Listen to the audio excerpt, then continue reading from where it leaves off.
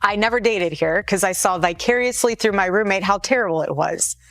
Somehow getting drinks was the replacement of having coffee and breakfast. There's a picture of Erika Kirk with a ponytail, and from her past. That person matches who I saw at Fort Huachuca in the lobby the night before, and she was with that man in the lobby, and that man, he was present. When a public record appears to clash with a specific claim made on national television, you do not need some wild conspiracy theory to question it. You just need to check the timeline. And when Erika Kirk's statements about her romantic history are compared with publicly documented information, critics argue that the dates simply do not line up. That apparent contradiction is where this story starts, and it is the key documented issue behind everything that follows. Start with the CBS Town Hall, because this is the claim at the center of the whole controversy.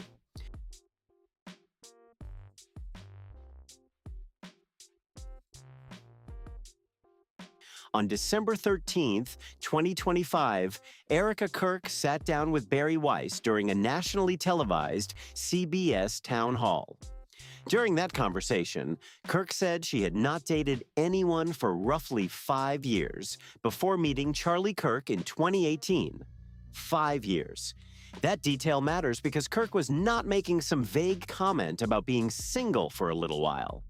She presented that period as a deliberate choice, describing herself as someone who stepped away from dating and focused on personal discipline and her private life. Of Erika Kirk, and I'm assuming her baby, but listen, look at her hands. I'm going to show you a picture of these scars.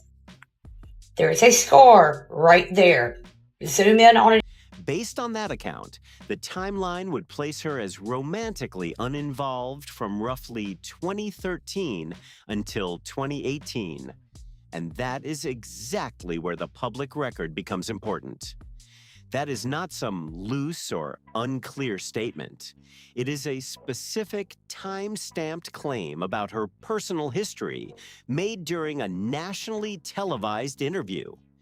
And once you put that 5-year timeline next to the public material that has surfaced, there are some serious questions about whether the two accounts actually match. Jump back to November 2014. Arizona Foothills Magazine published a profile of Erika in which she described her ideal day, and one detail stands out. In the profile, she referred to JT Massie as my favorite human and best friend, also conveniently enough, my incredible boyfriend. Because I saw vicariously through my roommate how terrible it was. Somehow getting drinks was the replacement of having coffee and breakfast. I personally would rather have coffee or brunch with someone than going, I don't drink. I find it unproductive, not because I'm holier than whatever. I just don't operate that way. But I always thought it was very strange how she would go to drinks with one guy and then go to dinner with him. Those are her own published words, describing Massie as her boyfriend during the very period she would later characterize as years without dating. Then comes 2015, and the timeline gets even harder to brush aside. A resurfaced Amazing Race audition tape, later covered by Us Weekly, reportedly shows Erika and Massie presenting themselves as a couple while auditioning for the show. I hosted the first Trump rally in Trump rally history right here in Arizona in 2015. I got a call from Miss Erika Kirk, Miss Arizona 2012. I just want to help, she said. So naturally, I put her right behind the president at that. In the footage, Erika says that she and Massie are dating. So this is not merely an anonymous post or somebody online telling a story. It is video footage that has been publicly circulated and reported on, showing Erika describing a romantic relationship in 2015. That creates a direct timeline question when compared with her later account of the years before meeting Charlie Kirk. Then the timeline moves into September 2017, and another piece of archived material raises questions. A post preserved through the Wayback Machine reportedly shows Erika alongside Cabbat Phillips, a conservative media figure who has had professional connections to Turning Point USA. The caption attributed to Phillips reads, "Yes, we are that couple that gets painting lessons together." The archived post is dated September 2017, roughly 1 year before Erika's reported first meeting with Charlie Kirk. What happened afterward has also drawn attention online. Public references connecting Erika and Phillips reportedly disappeared from their social media accounts. That alone does not prove why anything was removed, and deleted posts can have plenty of explanations. But when people started digging through the archived timeline, the old material became part of the wider debate over how Erika later described those years. Then comes summer 2018, the same general period Erika has described as the beginning of her journey toward Charlie Kirk. Erika reportedly appeared on season 3 of Bravo's Summer House as a single woman being set up on a double date with cast member Jordan Veroy. Years later, cast member Carl Rodke discussed the appearance in a June 9th, 2026 Variety interview. His account was subsequently picked up by several entertainment publications, including The Daily Beast, AOL, The Tab, Yahoo Entertainment, and Reality T, putting yet another spotlight on that 2018 timeline. Radke told Variety, "I remember it all. I didn't know she was Erika Kirk. She wasn't with Charlie Kirk then. She was doing stuff in New York. I met her and her brunette friend, who was on the double date as well." He also said he had previously been advised not to really discuss the situation before ultimately choosing to speak publicly about it. Put all of this together, and critics point to 4 separate pieces of publicly reported or archived material stretching from 2014 through 2018. That matters because those dates fall inside the 5-year period at the center of Erika's later account. The material includes her own published description of a boyfriend, resurfaced video footage, an archived social media post, and Rodke's on-the-record recollection to Variety. Taken together, critics argue these records create a major conflict with the way Erika later described her dating history. They do not necessarily establish the full context of every relationship or encounter, but they do raise obvious questions about that timeline. Candace Owens pushed that criticism even further on her podcast in February 2026, describing the pattern as Erika glitching. Owens said, "There is something casual about the way Erika lies and how she lies about her background, how she lies about whether or not she's had boyfriends, didn't date for 5 years. That's not true. It's almost like she glitches and she doesn't remember." That is Owens's characterization, not an independently established conclusion, but it shows just how heated the dispute over Erika's public account had become. The word glitches quickly became one of the most repeated phrases among people following this story, because to them it describes something very specific.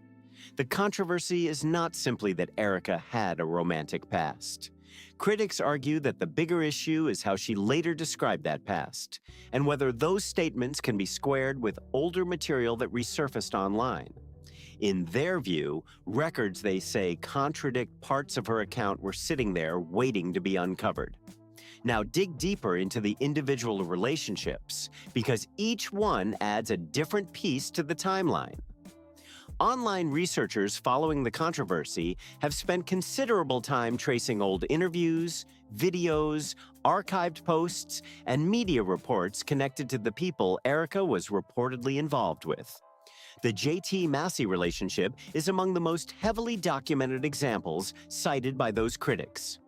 Arizona Foothills Magazine is a named publication with an archived profile containing the quote, "At the center of the discussion." In that interview, Erika described Massie as my favorite human and best friend, also, conveniently enough, my incredible boyfriend. The quote has since been resurfaced and discussed by multiple outlets, including Bored Panda, Newsweek, and IB Times UK, giving critics a concrete piece of published material to compare against Erika's later description of her dating history. Massie was reportedly playing professional basketball at the time, and the relationship was not exactly hidden from a public view. Erika publicly referred to him as her boyfriend. The two were photographed together, and the resurfaced 2015 Amazing Race audition footage, later covered by Us Weekly, reportedly shows them appearing on camera as a couple. Based on the material cited by outlets covering the controversy, critics place their relationship roughly between 2014 and 2016. That timing lands right inside the period now being questioned. And critics argue this was not the kind of brief or undefined dating situation that someone might simply leave out when remembering their romantic history. In the published Arizona Foothills magazine profile, Erika described Massie as my favorite human and best friend, also conveniently enough, my incredible boyfriend. Those are strong words, and they suggest that, at least when the profile was published, she viewed the relationship as emotionally significant rather than some forgettable casual connection. Then there are the photographs that have circulated online. Some communities following the story have described images of Erika and Massie as engagement-style photos and interpreted them as another sign of a serious, long-term relationship. But photographs alone cannot establish whether a couple was actually engaged, so that part of the story should remain clearly separated from what the published and video records directly document. No official engagement appears to have been publicly announced, and the material cited here does not establish that Erika and Massie were ever engaged or married. Still, critics point to the photographs, public appearances, and Erika's own description of Massie as evidence that the relationship was serious, sustained, and openly acknowledged at the time. The Cabbat Phillips chapter is documented in a different way, but it has generated just as much attention. Phillips has worked in conservative media, including at the Daily Wire and Campus Reform, and his professional history placed him within some of the same broader political media circles associated with Turning Point USA. That overlap matters to people examining the timeline, although professional connections alone do not prove anything about a private relationship. The bigger focus is an Instagram post reportedly preserved through the Wayback Machine from September 2017. Critics interpret the archived post and its caption as evidence that Phillips and Erika were presenting themselves publicly as a couple roughly 1 year before Erika reportedly first met Charlie Kirk. References connecting the two later disappeared from their public social media presence. The reason for those removals is not established, but archived material can preserve older posts after they are deleted or become unavailable. And that is why this particular post has become such a heavily discussed piece of the timeline. Critics have drawn a much bigger conclusion from those deleted posts, that the cleanup was deliberate, that it happened around Erika's entrance into Charlie Kirk's world, and that an old relationship was intentionally erased rather than simply disappearing as people moved on. That interpretation is still an inference, not a documented fact. What can be examined separately is whether the posts disappeared and when that happened. The motive behind any deletion cannot be established from the deletion alone. Still, critics argue the timing deserves attention when placed beside Erika's later description of her romantic history. Another twist is Phillips's continued presence in conservative political circles. He has reportedly appeared on the Turning Point USA speaking circuit in connection with an event titled How to Lead Like Charlie. For people tracking this story, that creates a striking overlap. Someone critics identify as having had a romantic relationship with Erika before she met Charlie, later appearing in a speaking role connected to Charlie's organization. That overlap may look dramatic, but by itself it does not establish wrongdoing or explain anyone's motives.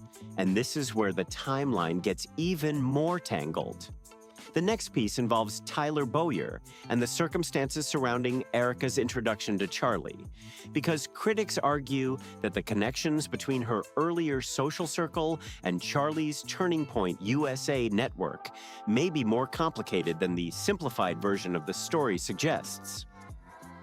Tyler Bowyer is a senior figure in the Turning Point network and has been publicly credited with introducing Erika to Charlie Kirk.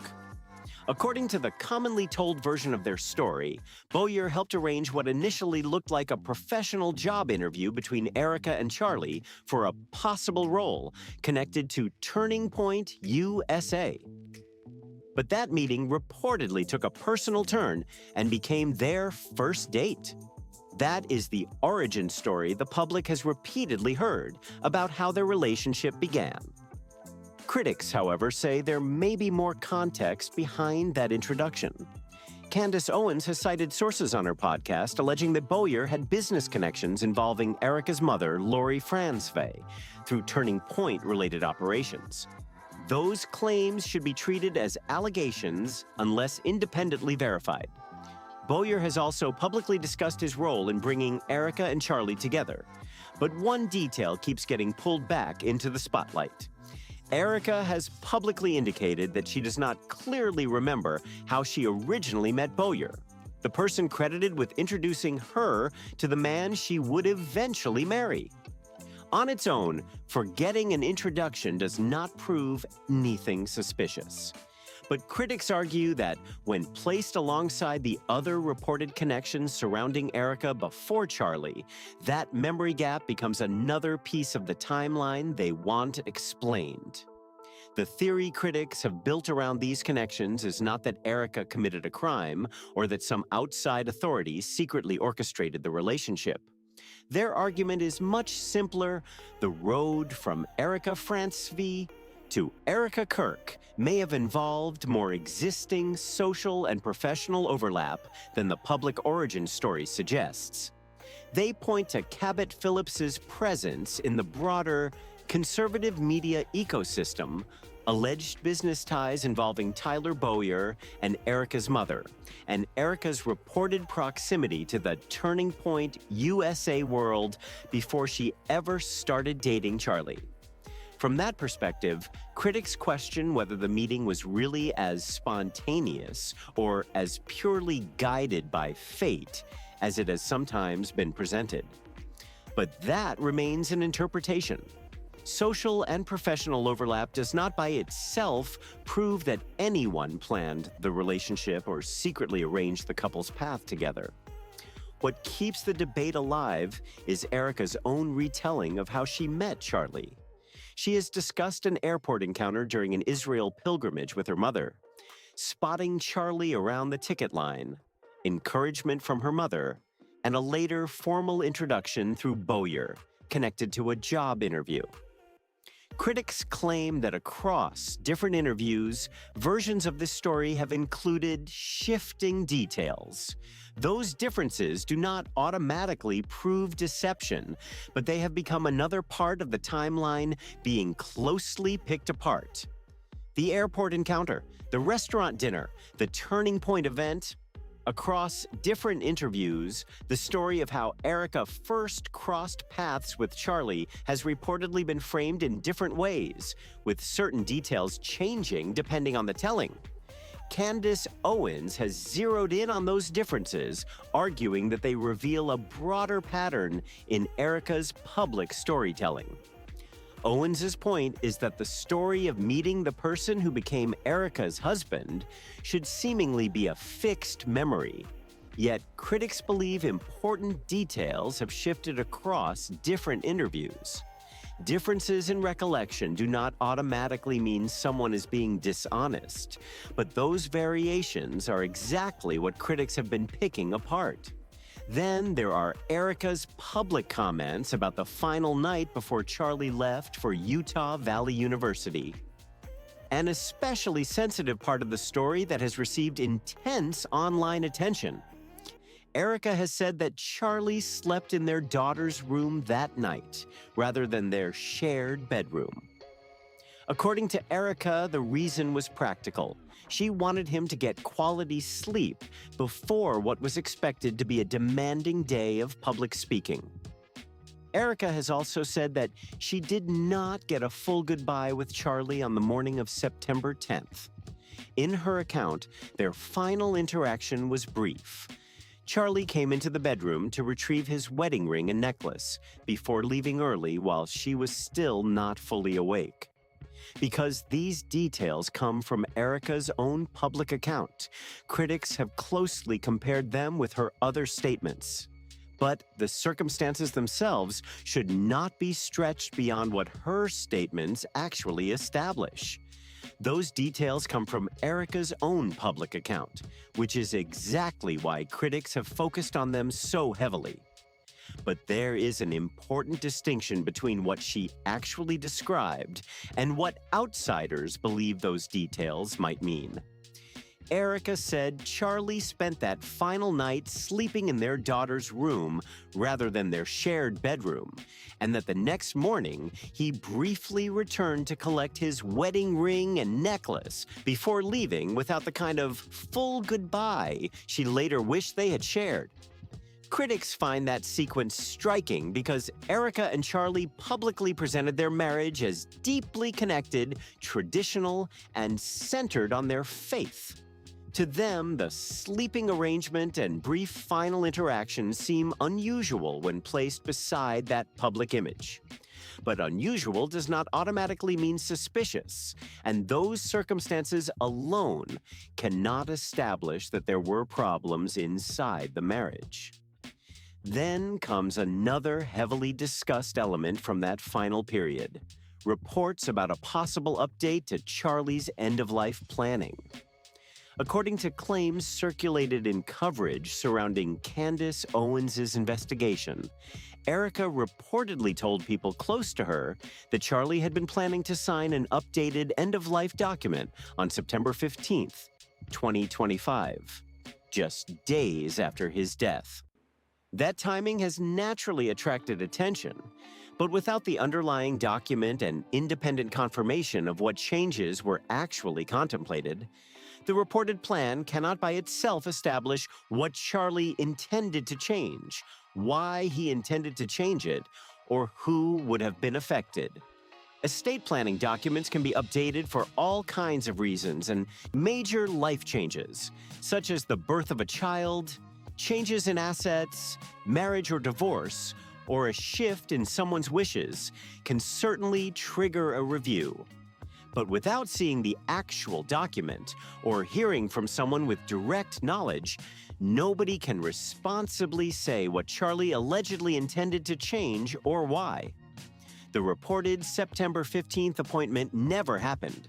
What changes, if any, Charlie planned to make, and what may have motivated them, has not been publicly established by someone with first-hand knowledge. That missing context is important because the timing alone cannot tell us whether the proposed update involved family matters, finances, routine estate planning, organizational issues, or something else entirely. Still, critics following the story have connected three details they consider significant: Erika's account of the separate sleeping arrangement on the final night, her description of not having a full goodbye the next morning, and reports of an upcoming estate planning update. Put together, some have interpreted those details as signs that the marriage may have been under strain in its final days. But that remains speculation, not a documented conclusion. None of those details, individually or collectively, establishes the private condition of their marriage without additional evidence from people or records with direct knowledge. Whether any private tension existed and whether it had anything to do with the inconsistencies critics have identified in Erika's public history remains an open question. There is no reliable public evidence establishing what Charlie privately knew, suspected, or thought about these issues, so claims that he was quietly processing doubts or deliberately refusing to confront them should be treated as interpretation rather than fact. People following the story have nevertheless portrayed Charlie's public restraint as consistent with the personality they believed they had watched for years, controlled, careful, and measured about what he brought into public view. But that public image cannot tell us what was happening inside his marriage or what conversations may have taken place behind closed doors. After his death, however, critics began asking questions they believe deserve closer scrutiny. They point to the 5-year dating claim and the older material they say conflicts with it, the archived Cabbat Phillips posts and their later disappearance, the differing versions of how Erika and Charlie first met, the alleged connections involving Tyler Bowyer and Erika's mother, Erika's account of their final night and morning, and reports that Charlie had an estate planning update scheduled for 5 days after his assassination. Each detail has a different level of documentation and a different possible explanation. The controversy comes from critics connecting those pieces into a larger theory, a theory that remains unproven without stronger evidence about what was actually happening privately. None of these details standing alone proves anything beyond what the available record actually supports. But critics argue that when the pieces are placed side by side, they create a picture that does not fully match the public version of Charlie Kirk's marriage and final months that Erika has presented. Some longtime followers of Charlie, people who spent years listening to his speeches and watching his political work, believe the unanswered questions deserve closer examination. Their familiarity with his public persona, however, cannot establish what he privately knew, felt, or experienced inside his marriage. Charlie spent years encouraging his audience to examine evidence, challenge assumptions, and question narratives they believed did not match the facts. Now, parts of that same community say they are applying that mindset to the circumstances surrounding his death and the battle over his legacy. They are digging through archived material. They are comparing public statements. They are questioning inconsistencies instead of automatically accepting one interpretation. But scrutiny is not the same thing as proof, and connecting separate facts can sometimes create a story the underlying evidence does not actually establish. Whether further proceedings and credible investigations uncover significant new information about Erika, Charlie's final months, or the circumstances surrounding his death, or whether much of the suspicion ultimately reflects a grieving community searching for answers, remains unresolved. Any September 1st hearing, subsequent trial proceedings, and additional verified evidence will need to be judged on what they actually establish, not on speculation surrounding them. So what do you think? If Erika's CBS town hall account really conflicts with the older public record, the reported JT Massie relationship, the archived Cabbat Phillips material, and Carl Radke's comments to Variety, is that a meaningful contradiction that deserves the level of scrutiny it is getting? Or could there be missing context that changes how those statements should be understood? And what about those final night details? The separate sleeping arrangement, the goodbye Erika says she never really got, and the reported estate planning update scheduled for days later have all been pulled into the debate. Do those details actually tell us something about the private state of the marriage, or are critics connecting unrelated circumstances because the full story remains unknown? That distinction matters because unanswered questions can justify scrutiny, but they are not automatically proof of a bigger hidden story. So what do you think? If Erika's CBS town hall account really conflicts with the older public record, the reported JT Massie relationship, the archived Cabbat Phillips material, and Carl Radke's comments to Variety, is that a meaningful contradiction that deserves the level of scrutiny it is getting? Or is there still missing context that could change how all of this should be understood? And what about those final night details?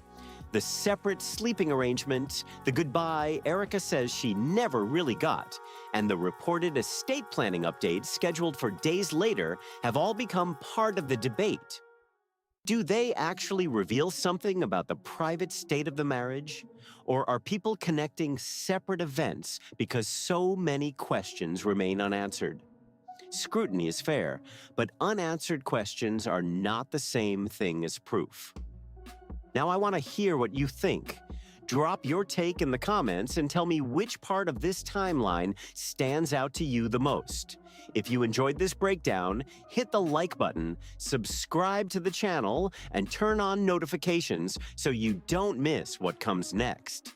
And share this video with someone who has been following this story, because the more eyes on the documented record, the better the conversation can be. Thanks for watching, and I'll see you in the next one.